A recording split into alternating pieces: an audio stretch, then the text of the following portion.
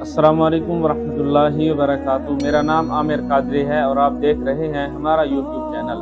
سب سے پہلے تاجدار انبیاء صلی اللہ تعالی وسلم کی ذات پاک پر درود پاک کا نذرانہ پیش کر لیتے ہیں۔ اللہم صلی وسلم وبارک علی سیدنا و مولانا محمد معدن الجود والکرم وعلی آلہ وصحبہ وبارک وسلم۔ ناظرین محترم، امید ہے کہ آپ خیر و عافیت سے ہوں گے۔ اللہ تبارک و تعالی آپ کو اور ہمیں دونوں جہاں کی بھلائیاں عطا فرمائے۔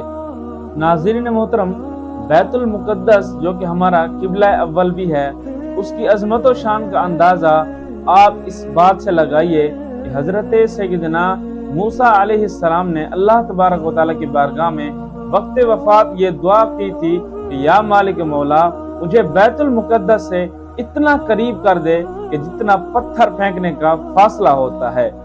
حضرت موسیٰ علیہ السلام نے یہ دعا اللہ تبارک و تعالیٰ کی بارگاہ میں مانگی تھی کہ یا مالک مولا، مجھے بیت المقدس سے اتنا قریب کر دے جتنا پتھر پھینکنے کا فاصلہ ہوتا ہے۔ تو آپ اندازہ لگائیے کہ ایک اللہ کے نبی ہیں اور بیت المقدس سے اتنا قریب ہونے کی اللہ تبارک و تعالیٰ سے دعا مانگ رہے ہیں۔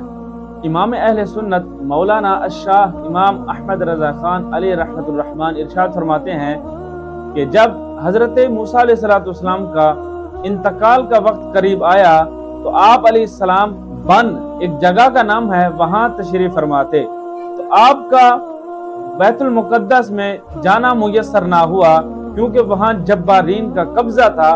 تو آپ نے اللہ تبارک و تعالیٰ کی بارگاہ میں یہ دعا کی تھی کہ یا مالک مولا، مجھے بیت المقدس سے اتنا قریب کر دے کہ جتنا پتھر پھینکنے کا فاصلہ ہوتا ہے۔ ناظرین محترم، بیت المقدس سے ہمیں بھی عقیدت ہے، ہمیں بھی احترام ہے۔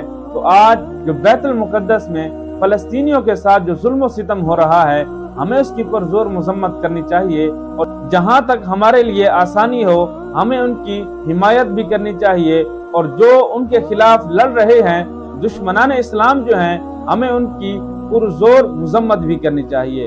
مخالفین اسلام کی ہمیں پرزور مذمت کرنی چاہیے کہ اللہ تبارک و تعالی دشمنان اسلام کا منہ کالا فرمائے اور مسلمانوں کی حفاظت فرمائے اور نصرت و فتح ان کا مقدر فرمائے۔ السلام علیکم ورحمۃ اللہ وبرکاتہ۔